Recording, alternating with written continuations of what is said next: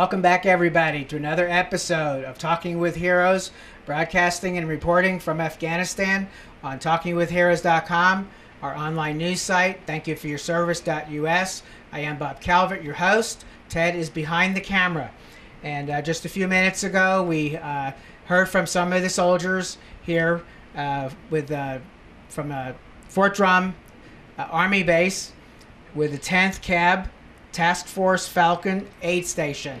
And now what we're getting ready to do is actually take a tour of the aid station, kind of give you an idea behind the scenes what it looks like and what our troops are actually doing out here at an aid station.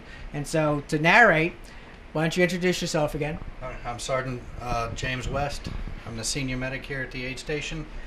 I'd like to show you our area. What happens is when we typically get a normal patient in, they'll walk in unless it's something emergent. They'll come in, they'll come up to the desk here. We get some information from them, put them into a system so we can track it and keep a database as to what's going on here. And then they notify the other medics that they're ready to be taken care of. And this is the area where they actually get triaged to be determined who goes first and what patients need to be seen and what priority. All right, after that, if you come back this way with me.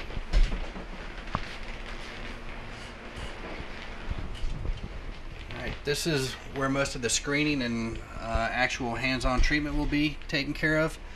To my left and my right, we have screening rooms / treatment rooms. And we have a computer system set up so we can also track and interface and find out medications patients are on, any allergies, previous treatments, and do vital signs, do EKGs. We actually have a crash cart and we can do any cardiac things that we need to do here. And generally just provide anything that a Role 1 or Level 1 first patient care would receive.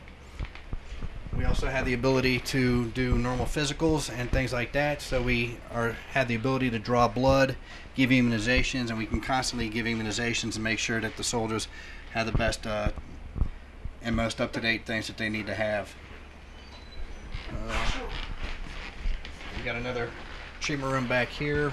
And of course, this is one of the unique stations. We are required to have running water, so I actually have a sink with actual good running water. And this is one of our small doctor's offices. This is actually the smallest one of all.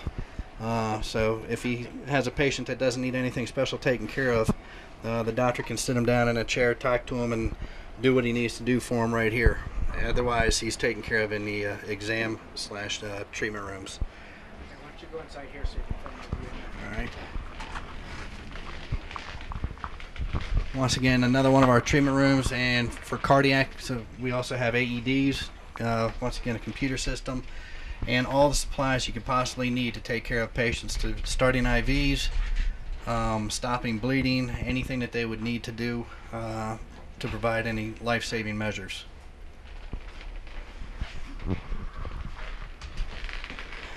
We are very fortunate in that we are stocked with a pharmacy that has plenty of medications to be able to take care of whatever ailments that might come about, whether it be nausea, vomiting, or diarrhea, to high blood pressure or anything else like that. We have the ability to take care of 99% of our patients right here.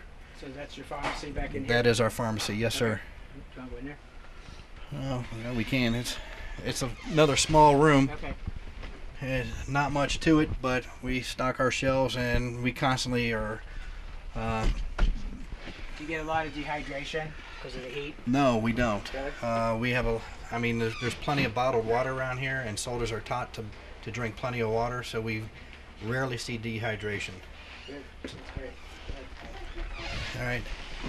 And for some of our other non-pharmacy supplies, we got another small closet back here where we store for IV catheters and ACE wraps, items to be able to stop bleeding and control bleeding, basins to be able to wash patients in, to ice packs and hot packs if they need them, sterile water, anything that they possibly could use.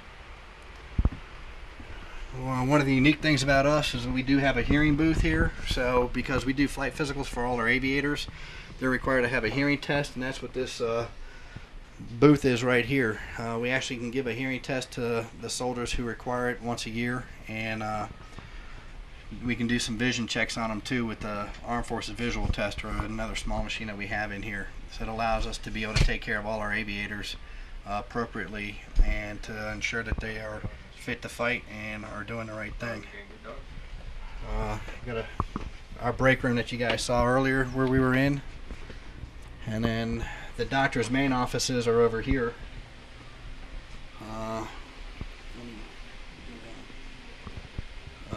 So because we are a consolidated aid station, I have many doctors who work in different units, and they all end up working in here. How many doctors do you have in here? I've got it varies because I run 2 aid stations. I run one on this side of the airfield and I run one on the other side of the airfield. At any given time I've got 4 or 5 doctors and PAs in here and 1 or 2 on the other side. I saw a major over there. Is he a doctor? Major is a doctor, yes. So I've got 1, 2, 3, 4 doctors and 3 PAs that work, and they are 24 hours also. There's always one on call to take care of anything that happens during off-duty hours or anything. And then 2 more doctor's offices.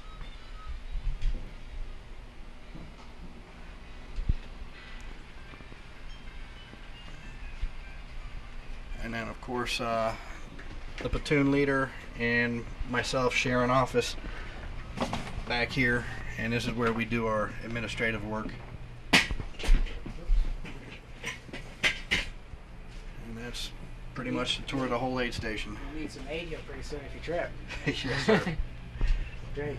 Well, I appreciate you taking the time to take us around, let American people see a little bit behind the scenes of what you do here. Thank you, sir. It's our pleasure to serve. Thank you.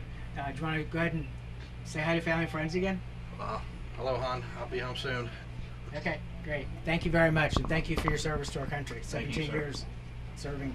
Great. My pleasure, sir. Thank you. Well, folks, you've seen now inside Task Force Falcon aid station here in Bagram Airfield, Afghanistan. We have more we're going to be doing from here in Afghanistan. The Task Force Falcon has some other task force that they work with, so we'll be going around different places, bringing you back more stories from our troops here in Afghanistan. I want to thank again Embry-Riddle Aeronautical University, embryriddle.edu, for making this trip possible. Mark Lydon with DoThisGetHigher.com for introducing us. And again, Facebook, YouTube, you're watching these videos on one of them. Please help us get these stories out across Facebook and YouTube and on other social networking sites, any websites, everywhere we can get, where people across America can find out about these stories, and they'll be happy to watch them and see the great job our men and women are doing across Iraq and Afghanistan. So we'll be back with more from Afghanistan on TalkingWithHeroes.com.